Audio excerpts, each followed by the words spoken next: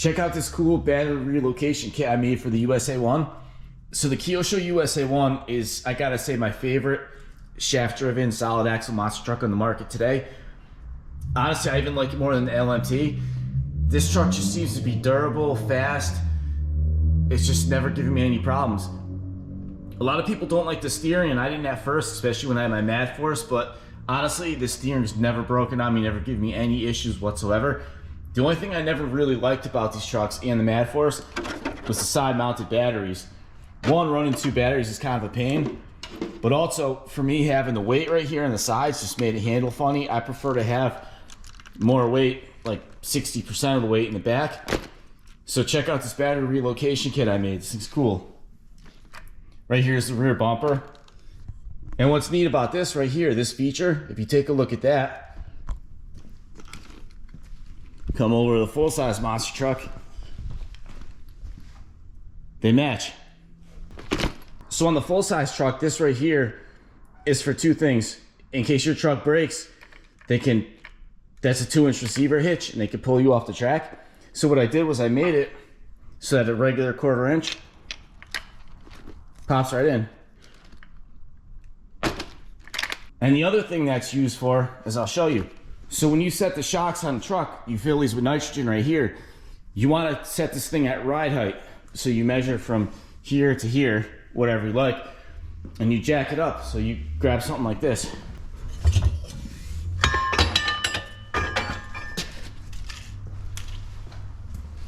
I just made this little piece right here. There's one on the front too, I'll just put it right here. So you put that right in there like that, and then you just jack up the chassis by there till you get to your desired ride height. So you measure from there up to there, whatever you want, and then you charge your shocks. So I don't know, I thought it'd be cool just to put that on the USA1 relocation kit. So these side plates right here, they attach in the back. There's a cross member right here, and then there's an extra hole right here. So this is one of the factory pieces. If you see those 3 screws right there, they're right there. And then up here, that screw was there, and up here was the factory battery box, which would bolt in like that. So I figured since there was already a factory hole right there, I would just make it have these 3 screws, plus that one makes things more rigid. And then because there's a cross member right there, and also uses, let me hold it this way.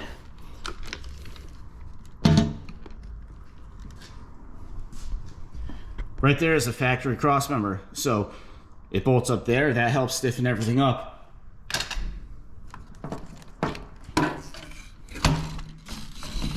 Also right here, you can see this is the motor transmission mount. I redid this. The original one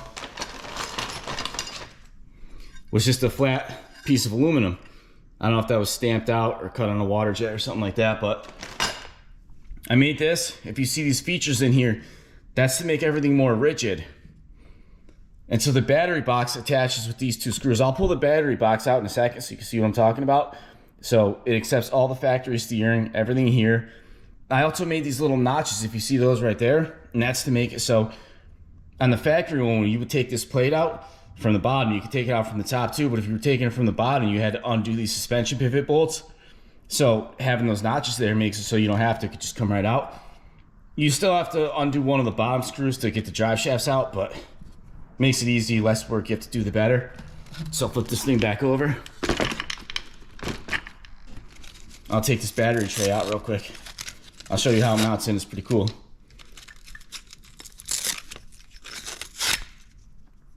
So if you look, there's 2 holes right here. Those aren't used. This is like the prototype. The final version doesn't have these. That's because I was going to make it attached to a cross member right here.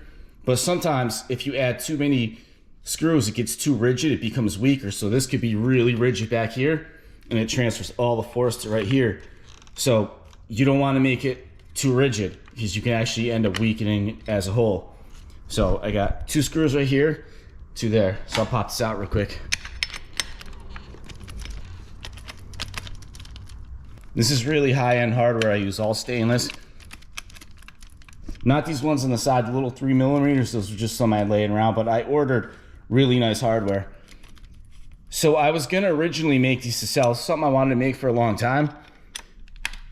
But as this is, this kit would come in pretty expensive. I'd have to get about 120 bucks for a whole kit with hardware. So I put a post on Facebook in some of the groups, and a lot of people are interested. So I'm gonna make a few kits, see how they sell. I could make them cheaper, but I don't like sacrificing quality, and I don't know if a lot of people would be willing to pay $120 for this kit. But still, some people might, so I'll put a few up. If they do good, I'll make more.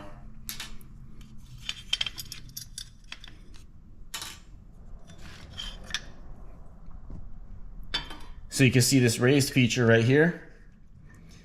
That's so that the battery box sits here and also barely just touches that, and it sits perfectly on this rear cross member. So you can see this stiffens it up a lot. Factory pan hard bar mounts right up. One other thing is ESC. So on the bottom of this, if you look right there, there's 2 holes. That's because I was gonna make a little pedestal to mount the ESC on, because you have the flat plate and then this motor mount, so it's not smooth. So what I did right here is I just stacked up a few pieces of double-sided tape, because I thought maybe if I made another pedestal, it's 2 more screws, another part, just more weight and more to work on. But I probably will make one, because I don't really like that. It's kind of moves around a bit. So I think I'm definitely gonna move forward and making the little pedestal mount for that. So yeah, there's the battery tray. This came out really nice. Check this out. I don't know if this is going to show up good on camera, but I even engraved the HT Hobbies, made in USA. HT stands for Happy Time. It's my company, Happy Time Hobbies. So pretty neat. So I'll get this all back together, take it for a spin, see how it handles with the weight in the back. Okay, the 4S battery is all charged up, and this is a pretty good size 4S. And if you notice, it fits kind of loose in there, and that's because I found a couple other 4S's, the biggest ones I could find, and I sized this box accordingly, because if somebody does buy this, I want to make sure it can run a bigger battery. I'll just probably make some little foam blocks for right there. It sits nice too. It's got a nice stance to it, even with the heavy 4S. It's because there's 5 shock positions. Factory one had 2, and I changed angles and everything, so a little more adjustability there. One thing I wanted to do was take all these stock parts and weigh them here, but all I have is a shipping scale, and I actually wouldn't go light enough to weigh these, so it feels about the same. And also running 1 battery, and you're also only running 1 connector as opposed to the factory Y connector. So I did have to change these. One cool thing I'll show you. This is snap-on soldering iron. This thing's awesome. Battery powered. So I have a Matco battery powered one, but that thing kind of sucks. It barely gets hot enough to solder 20 gauge wire, but this thing's awesome. Definitely recommend it. Okay, so anyway, this is all charged up. I'll get the body on, take it for a little spin, see how it handles with the relocated battery. Okay, almost there. So the place I'm going, I used to ride my dirt bikes at. You can't really go there anymore on a dirt bike. They're kind of funny about that stuff these days, but I've taken the USA1 there before, and anytime you get it up to speed, it just want to flip end over end. So I figured now would be a good time to test it out. Check this out. This is a new Bronco I bought about 3 months ago. This thing's awesome. It's a 2024 Sasquatch Black Diamond. Just comes with a little lift kit. It's pretty cool. It's a V6 twin turbo. I was never big on anything other than a V8, but this thing's got V8 power. Really pleased with it. Still, if Ford put a V8 in one of these, I would probably trade this thing in or just keep it and buy another one, but really cool. This is an awesome truck. Big infotainment screen right there. XM radio's awesome. Lithium, this cool channel, plays a lot of 90s tunes. I'm still trying to find the Danzig channel, but I'm sure it's there somewhere. Okay, so almost there. See how this thing goes.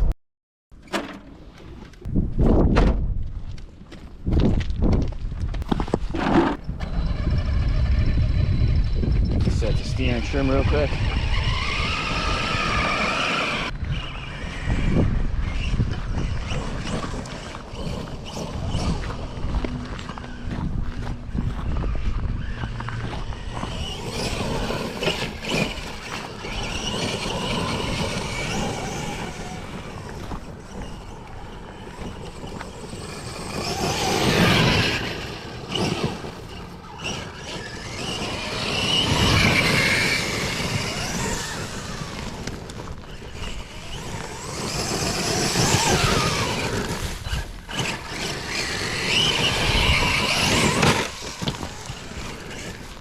thing's awesome on 4S, really powerful. Might be a little better on 3S.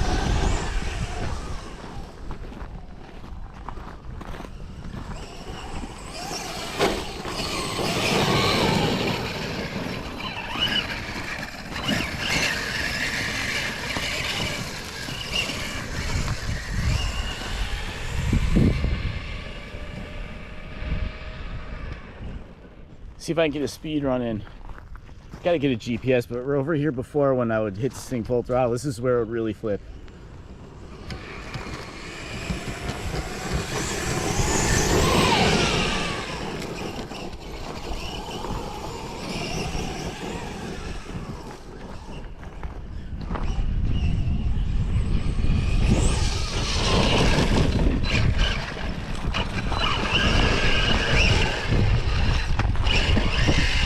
Do some off-roading.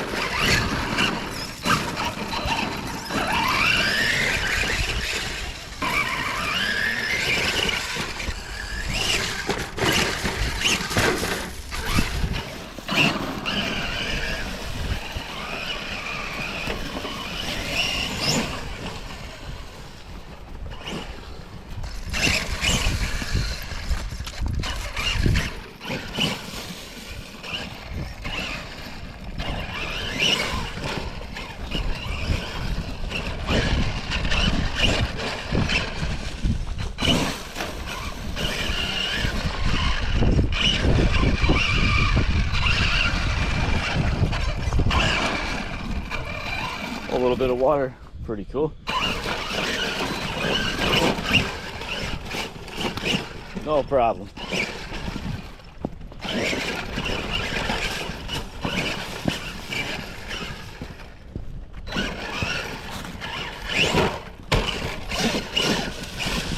Uh-oh. Ah, loosened up. So other than the wheel flying off, which I gotta come up with a solution for that because that's happened before. Thing handled awesome at first. It was different. I wasn't used to it, but once I got used to the way it handled with the battery, relocating the back was awesome. And probably 3S would definitely be easier to control, or just stay light on the throttle with the 4S. Maybe a censored motor would probably help a little bit with that, but anyway, I'll come up with a solution for those wheels that keep loosening up. So take care, see you next time, bye.